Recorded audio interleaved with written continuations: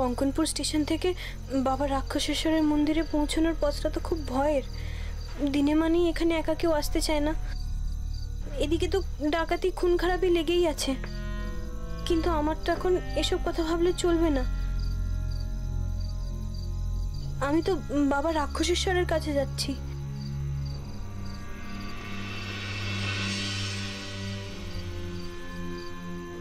বাবা রাক্ষসেশ্বর নিশ্চয়ই আমাকে নির্ভয় পথ দেখিয়ে নিয়ে যাবেন। তার আশীর্বাদের হাত আমার মাথায় থাকলে কেউ আমার কোনো ক্ষতি করতে পারবে না। আমি তো ভেলভেলেটার জন্য বাবা রাক্ষসেশ্বরের মাথায় জল ঢালতে যাচ্ছি। আমি আমার স্বামীর ভালো হোক তার জন্যই তো বাবার পায়ে ফুল ছোঁয়াতে যাচ্ছি। এখন কি আমার ওসব বিপদের কথা ভাবলে চলে? আমি জানি কোনো ডাকাত কোনো গুন্ডা কেউ আমার কোনো ক্ষতি করতে পারবে না।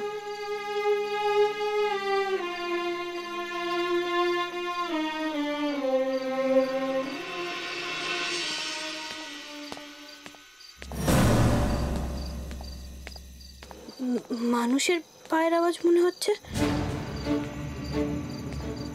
অন্য কেউ কি আমার মতন বাবা রাক্ষসেশ্বরের মন্দিরে যাচ্ছে, নাকি আমি মনে মনে যে ভয়টা করছিলাম তাই ঘটতে যাচ্ছে? কোনো খারাপ লোক কি আমার ক্ষতি করবে? কখনো না, কেউ পারবে না।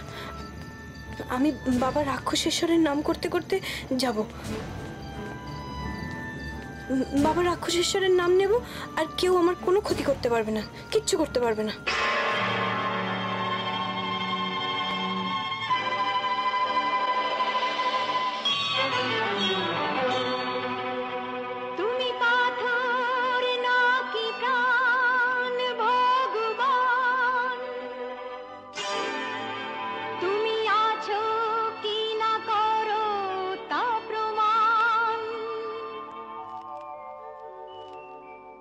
আজ তোমার পরীক্ষা ভগবান, তুমি পাথর নাকি প্রাণ, ভগবান তুমি আছো কি না করো তা প্রমাণ।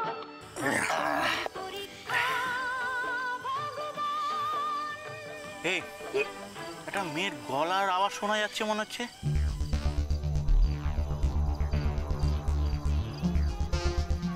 হ্যাঁ, এমন তো হওয়ার কথা নয়।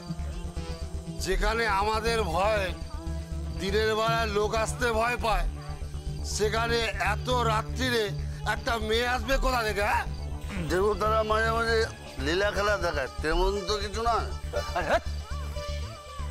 মনে হচ্ছে কেউ কোনো বিপদে পড়ে বাবা রাক্ষসেশ্বরের মন্দিরে আসছে। তাহলে কি আমরা ছেড়ে দেবো? যেও না সালক, যেও না।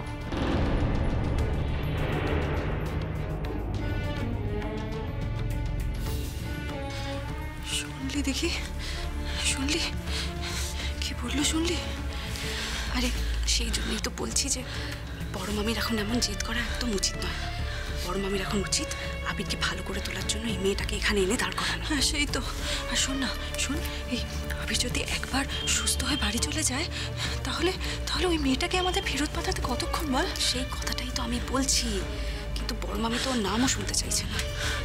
নাম শোনার কথা বল। বড় মামির জায়গায় আমাদেরকে দাঁড় করা, তাহলে বুঝবি।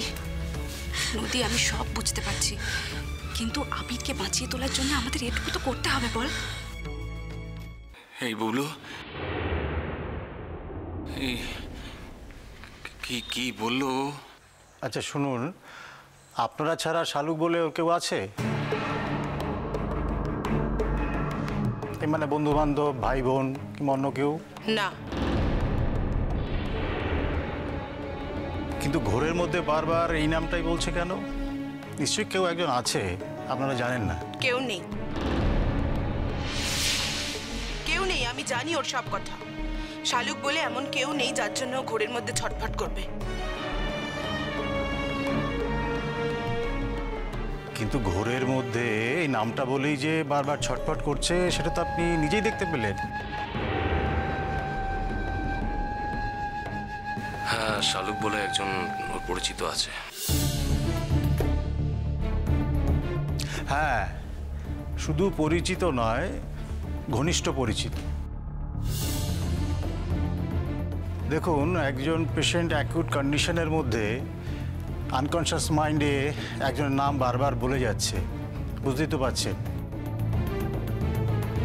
তো ডাক্তার হিসাবে আমার সাজেশন, এই পেশেন্টকে যদি তাড়াতাড়ি বিপদমুক্ত করতে হয় তাহলে যার নামটাও বারবার উচ্চারণ করছে সেই নামের ব্যক্তিটাকে যত তাড়াতাড়ি সম্ভব এখানে আনার ব্যবস্থা করুন।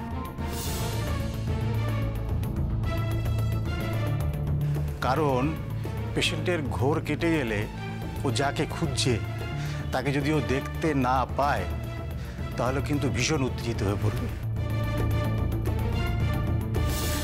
আর তখন কিন্তু আমাদের কিচ্ছু করার থাকবে না। দেখুন, আমরা কিন্তু অনেক কষ্ট করে এই অবস্থায় ওকে স্টেবল করে রেখেছি, কিন্তু এই স্টেবিলিটির কোনো মানেই থাকে না যদি ও যাকে খুঁজছে তাকে দেখতে না পেয়ে আবার উত্তেজিত হয়ে পড়ে। আশা করি আমার কথাটা আপনারা নিশ্চয়ই বুঝতে পেরেছেন। পারছি স্যার। হ্যাঁ, যদি বুঝতেই পারেন তাহলে যে ব্যবস্থাটা নেওয়া দরকার সেটা এখনো নিচ্ছেন না কেন? বললাম তো তেমন ব্যবস্থা করা সম্ভব নয়।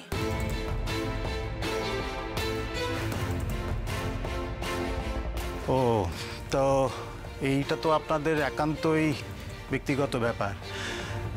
তো ব্যবস্থা আপনারা নিতে পারবেন কি না পারবেন সে ব্যাপারে তো আমার কিছু বলার নেই।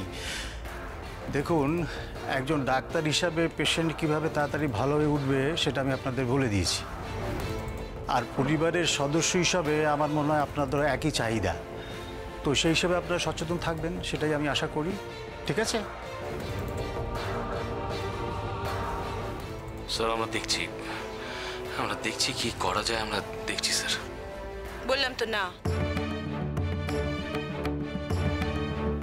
না,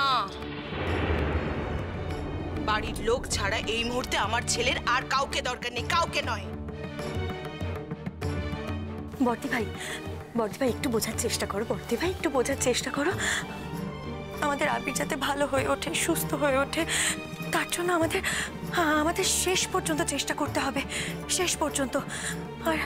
আর তাতে করে যদি ওই মেয়েটাকে এখানে নিয়ে আসতে হয় আমাদেরকে তাই করতে হবে।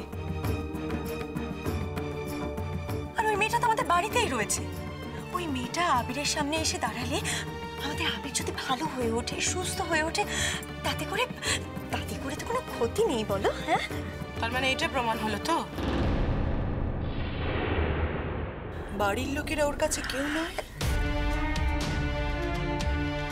আমরা ওর জন্মদাতা বাবা মা ওর কাছে কেউ নয়।